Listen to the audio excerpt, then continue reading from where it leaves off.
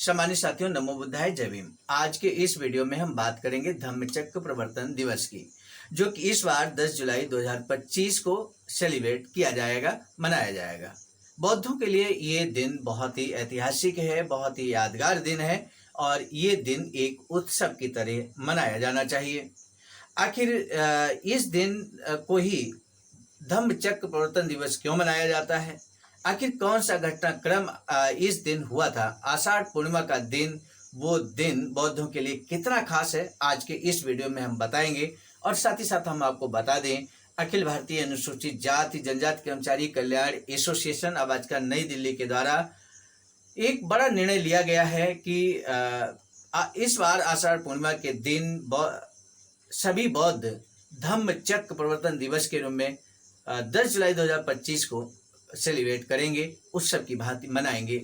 इसके पावन अवसर पर सम्माननीय उपासक और उपासिकाएं, आज हम आपको बताने जा रहे हैं विशेष जानकारी धम्मचक्र प्रवर्तन दिवस के बारे में। विश्व को समता, स्वतंत्रता, करुणा, मैत्री, सदाचार और मनुष्य को सर्वोत्तम जीवन जीने का मार्ग देने वाले विश्व गुरु परम निरात्मा तथागत भगवान बुद्ध ने आषाढ़ पूर्णिमा के दिन 528 ईसा पूर्व को मनुष्यों के कल्याण हेतु सारनाथ के इस पत्तन के मृगदाय में 5 परिव्राजकों को अपना प्रथम उपदेश, प्रथम धम्म देशना दिया था। इसे बौद्ध परंपरा एवं महान बौद्ध ग्रंथों में धम्मचक्र प्रवर्तनाय, बुद्ध धम्म स्थापना एवं धम्म प्रवर्तन कहा जाता है। आषाढ़ी पूर्णिमा का दिन तथागत बुद्ध के गुरु भाव का दिन है, इसलिए इसे गुरु पूर्णिमा भी कहा जाता है। बौद्ध परंपरा में बुद्ध धम्म और संघ को मार्गदर्शक गुरु माना जाता है। परम पावन तथागत भगवान बुद्ध ही विश्व गुरु हैं। भगवान बुद्ध को जिस दिन बोध गया में ज्ञान प्राप्त हुआ, जिस दिन उन्होंने नए धम्म का आविष्कार किया, उस दिन को बुद्ध पूर्णिमा के रूप में मनाते हैं। और जिस दिन मानव कल्याण हेतु प्रथम धम्म देशना देते हैं, उस दिन को धम्मचक्र प्रवर्तनाय दिवस कहते हैं। बोध गया से भगवान बुद्ध सारनाथ ही क्यों आए? ये प्रश्न विचारणीय है कि आखिर बोध गया में ज्ञान प्राप्त किया तथागत बुद्ध ने और सीधे सारनाथ ही क्यों आए? आइए जान लेते हैं। बोध गया में ज्ञान प्राप्ति के बाद बुद्ध स्वयं से प्रश्न पूछते हैं कि किसको मैं सर्वप्रथम धम्म की शिक्षा दूं, तो उन्हें आलार कालाम याद आए। आलार कालाम याद आए, लेकिन उन्हें बताया गया कि आलार कालाम की मृत्यु हो गई है। तब उन्होंने उद्दक रामपुत्र उपदेश देने का विचार किया, लेकिन उनकी भी मृत्यु हो चुकी थी। फिर तथागत भगवान बुद्ध उन 5 परिव्राजकों को अपना प्रथम उपदेश देने का विचार करते हैं, जिन्होंने निरंजना नदी के तट पर साधना करते समय उनकी काफी सेवा की थी। उनके बारे में जानकारी प्राप्त करने पर पता चला कि वे लोग सारनाथ में हैं। तथागत भगवान बुद्ध सारनाथ में 5 परिव्राजक को धम्मचक्र प्रवर्तन करते हुए पहला उपदेश, मध्यम मार्ग, दुख से मुक्ति और दुख निवारण हेतु पंचशील, अष्टांगिक मार्ग जो कि सम्यक मार्ग का उपदेश देते हैं। 5 परिव्राजक बुद्ध के उपदेश को जानने के बाद शिष्य के रूप में स्वीकार करने का आग्रह करते हैं। बुद्ध ने उन्हें अहि भिक्षुओं यानी कि आओ भिक्षुओं कहकर भिक्षु संघ की स्थापना किया। इन 5 परिव्राजकों के नाम इस प्रकार हैं: कौंडिय, अश्वजी, बप महानाम, भद्य। हुएंगसांग के अनुसार इनमें से 2 कोलीय वंश माता महामाया के वंश और 3 शाक्य वंशी थे। पवित्र पूजनीय सारनाथ पवित्र प्राचीन धार्मिक नगरी है। प्राचीन काल के लोग अत्यंत श्रद्धा भाव से कहते थे कि सारनाथ त्रिरत्न यानी कि बुद्ध धम्म संघ के लिए विश्व प्रसिद्ध है। महान राजा सम्राट अशोक ने यहाँ स्तूप का निर्माण करवाया। इस स्थान का उल्लेख मेगस्थनीज, फायान, हुएंगसांग, इत्सिंग अल बरूनी ने अपने यात्रा वृत्तांत में आदरपूर्वक किया है। बुद्ध के लगभग 1000 साल बाद 630 ईस्वी में भारत आए चीनी यात्री हुएंगसांग लिखते हैं कि वरुणा नदी के पश्चिम में राजा अशोक द्वारा बनवाया गया 100 फीट ऊंचा स्तूप है। सारनाथ में 30 संगाराम हैं और जहां 3000 भिक्षु रहते हैं।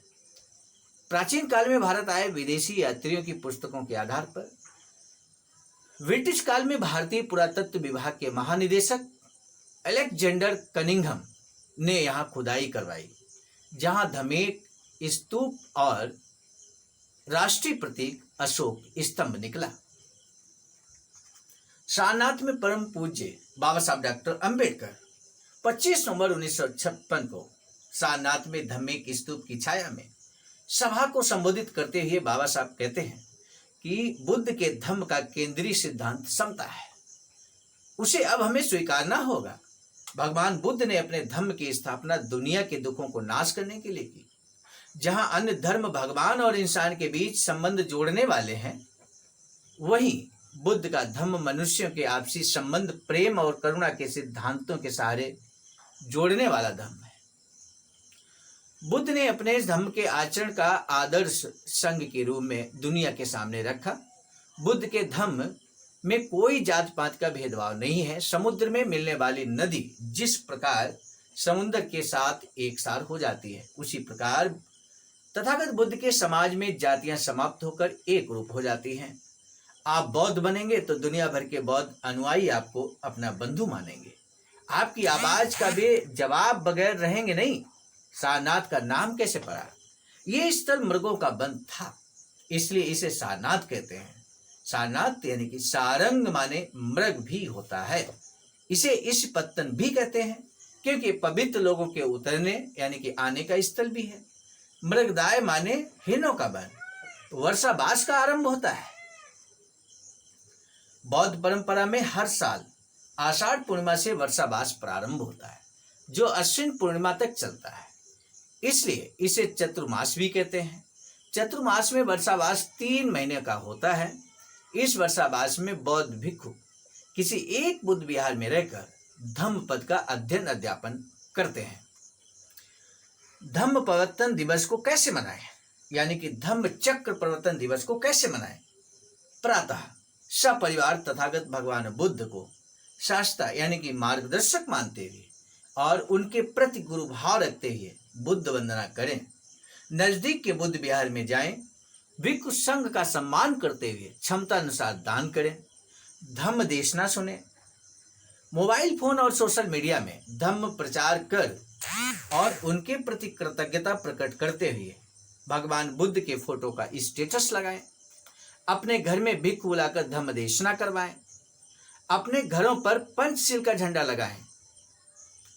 कोशिश करें हर घर में तथागत बुद्ध और बाबा साहब की फोटो लगाएं।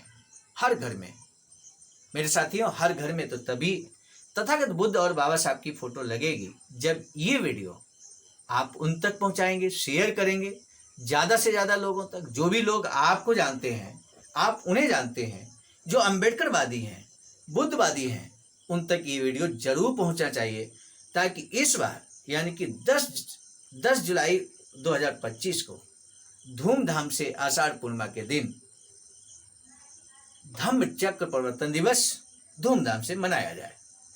इसी अनुरोध और निवेदन के साथ, अग्रिम मंगल कामनाओं के साथ हम आपको बता दें, अखिल भारतीय अनुसूचित जाति जनजाति कर्मचारी कल्याण एसोसिएशन शाखा चंदौली BBS3 आईडासा की तरफ से यहाँ पर ये संदेश लिखा गया और ये संदेश अब सभी जनपद इकाइयों को, चाहे वो आबाजिका की हो, BBS3, रमा या अन्य सामाजिक संगठन भी इस मैटर को ले सकते हैं। इस मैटर के लेखक परम आदरणीय अजय कुमार सुमन जी, आवाज का ब्लॉक अध्यक्ष नौगढ़ चंदौली हैं। आने वाले समय में पंपलेट, बैनर, पोस्टर आदि में ये मैटर आपको देखने को जरूर मिलेगा और आप सभी निश्चित तौर पर इस सार्वजनिक मैटर के माध्यम से समाज को जागरूक करने का कार्य करें। यही हमारा विशेष निवेदन है। एक बार पुनः ये निवेदन है कि अगर आपने चैनल अभी तक सब्सक्राइब नहीं किया है तो बेल आइकन के साथ जरूर सब्सक्राइब कर लीजिए। एक बार पुनः मंगल का सम्मानित साथियों, यदि आप हमारे इस चैनल आवाज का ऑफिशियल, जिस पर नियमित सुबह 5 बजे डॉक्टर अंबेडकर संदेश आपको मिलता है, आप हमारे इस चैनल को सपोर्ट करना चाहते हैं तो हमारा आपसे निवेदन है कि आप हमारे इस चैनल को सब्सक्राइब कर लें, वीडियो को शेयर, लाइक, कमेंट जरूर करें।